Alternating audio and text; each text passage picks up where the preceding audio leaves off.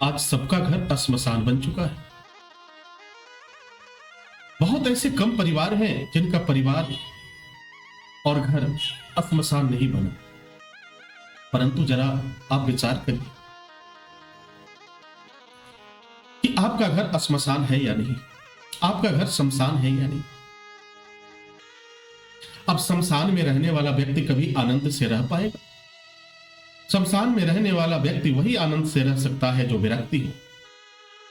लेकिन हम तो गृहस्थ में हैं, हमारे स्वजन हैं, हमारा परिवार है, हमारे लोग हैं, और उसके बाद भी आपका घर श्मशान बना हुआ है, शमशान बना हुआ है।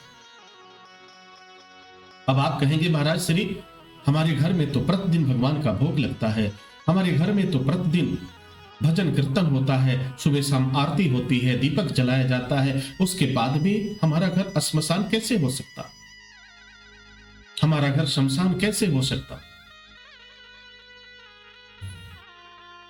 तो इस प्रश्न का उत्तर भी आपके पास ही है। मैं आपको कुछ बातें बताता हूं और आप उस पर जांचने का प्रयास करें, परखने का प्रयास करें और यह निर्णय लें कि आपका घर वास्तव में शमशान है या नहीं। यदि आपके घर में जो भी भोजन पकता है, जो भी भोजन बनता है, क्या वह भोजन भगवान को अर्पित किया जाता है? क्या उसे भगवान को के चरणों में अर्पित करने के बाद से आप प्रसाद पाते, आप भोजन ग्रहण करते?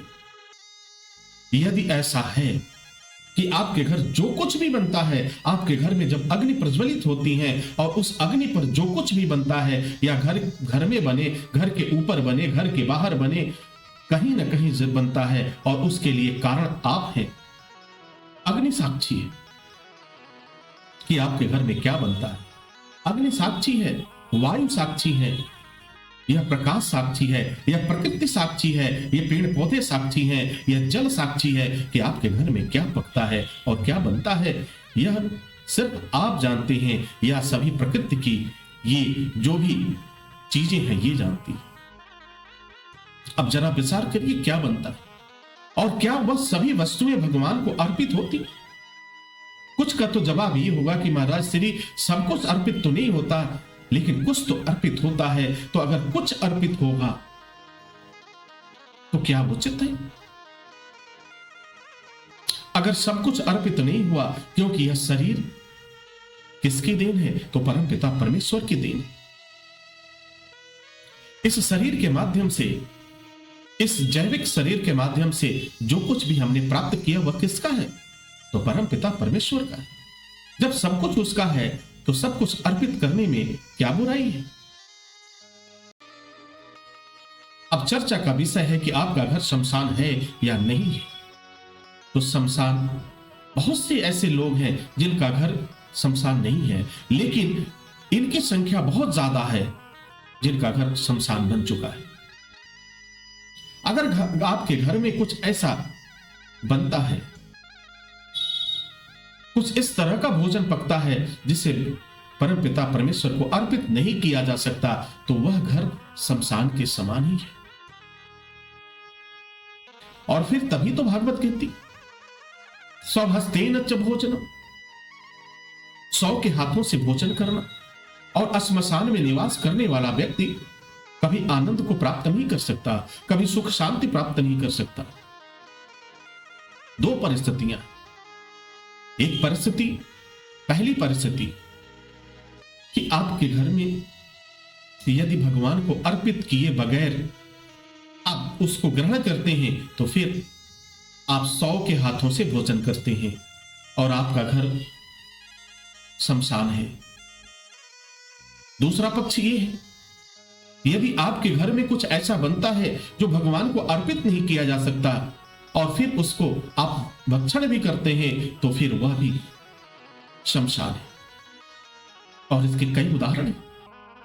अगर आप मांस को पकाते हैं, मांस खाते हैं, मांस भक्षण करते हैं, कुछ ऐसी चीजें खाते हैं जो भगवान को अर्पित नहीं किया जा सकता, भगवान को चढ़ाया नहीं जा सकता,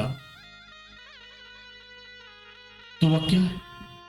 तो आपने तो अपने घर को जब श्मशान ही बना दिया, अपने घर को शमशान बना दिया, और फिर आप दोष देते हो कि महाराज श्री हमारे परिवार में कुछ बाहरी चीजें आ गई हैं, कुछ विपत्तियां आ गई हैं, भूत पिशाच का डेरा हो गया है, कुछ चीजें आवाजें सुनाई देती हैं, पायल की आवाजें सुनाई देती है, बच्चे की रोने की आवाज सुनाई देती है, हमारे यहाँ वंश वृद्धि नहीं हो रही है, बहुत दिनों से पुत्र की प्राप्ति नहीं हुई।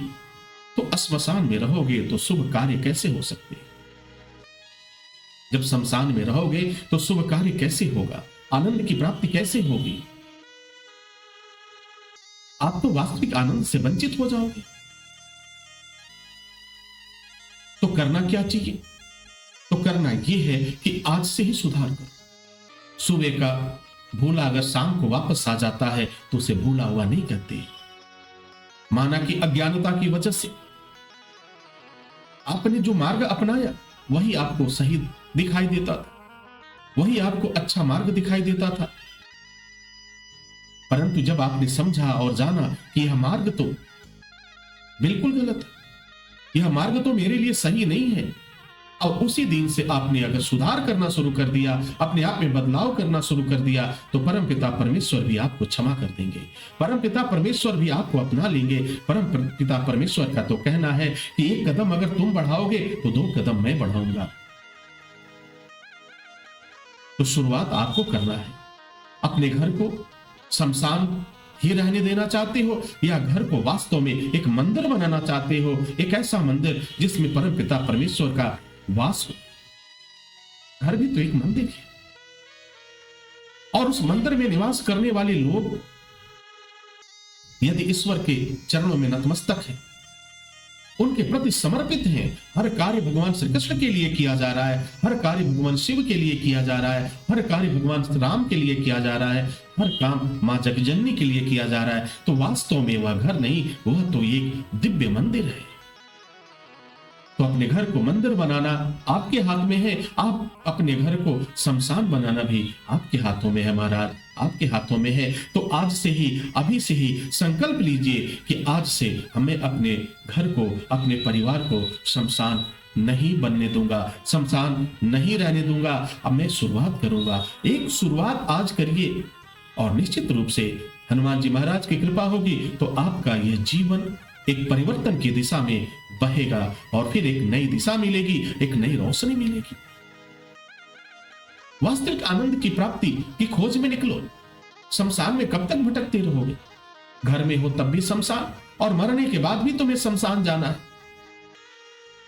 तो मरने के बाद शमशान जाना तो समझ में आता है, लेकिन जीते जी शमशान में रहना ये समझ में नहीं आता महाराज, ये समझ में नहीं आता। अब निर्णय लेना आपके हाथ में है, क्योंकि बुद्धि भी आपके पास है, विवेक भी आपके पास है, और हर सामर्थ्य भी आपके पास है, निर्णय लेने की क्षमता भी आपके पास है महाराज। तो क्यों शमशान में रहना?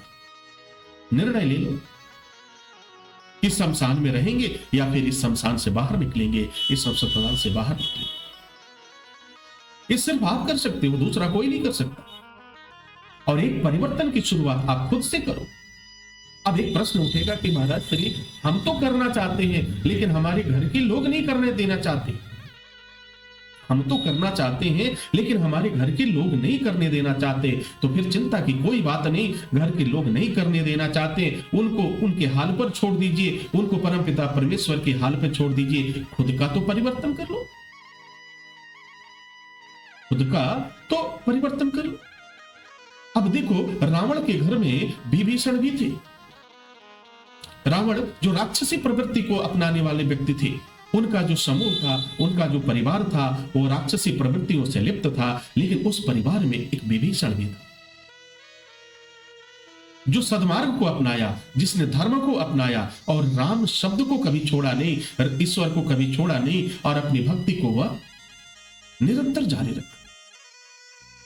अब जरा देखो, भक्त प्रहलाद भी जहां पैदा हुए थे वहां भी तो सब राक्षसी प्रवृत्ति के लोग ही थे, लेकिन भक्त प्रहलाद ने अपने धर्म को पहचाना, अपने अस्तित्व को पहचाना और अपने उद्देश्य को पहचाना, और उसकी रक्षा के लिए भगवान ने नरसिंह अवतार ले लिया, खंभा फाड़ करके उस भक्त को बचाने के लिए आ गए। तो क्या हम और आप ऐसा नहीं बन सकते कि अगर किसी मुसीबत में हो, किसी विपत्ति में हो, तो भगवान आकर हमारी रक्षा करे? ये तब होगा जब हम तन मन धन से पूरी तरह से समर्पित होंगे। हमारे मन में कोई भाव नहीं होगा, हमारे मन में कोई छल नहीं होगा, हमारे मन में कोई द्वेष नहीं होगा, और वास्तव में हम पूरी तरह से समर्पित होंगे ईश्वर के प्रति।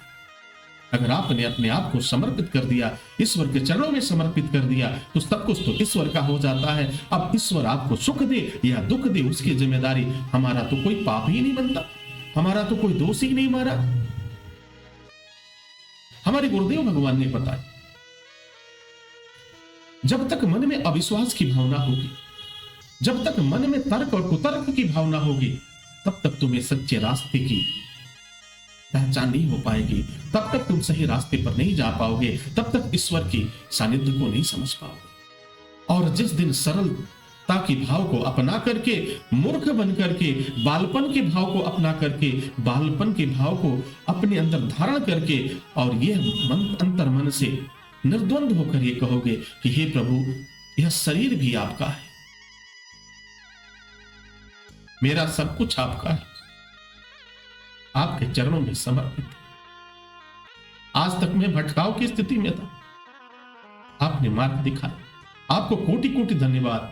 आज के बाद मेरे साथ क्या होगा, कैसे होगा, उसके लिए आप जिम्मेदार हैं। मैं तो आपके प्रति समर्पित हूं, आपके चरणों में शरणागत हो गया प्रभु, आपके चरणों में शरणागत। मैं आपको विश्वास दिलाता, जब इस भाव से आप प्रभु के चरणों में शरणागत होंगे, तो विश्वास रखिए, परमपिता परमेश्वर आपको कभी निराश नहीं करेंगे, परमपिता परमेश्वर कभी आपको मायूस नहीं करेंगे, और आपके जीवन में कभी दुख नहीं आएगा, और आपके समस्त पाप चल जाएंगे। तो मंदिर में रहना सीखो, श्मशान से दूर होने का प्रयत्न करो।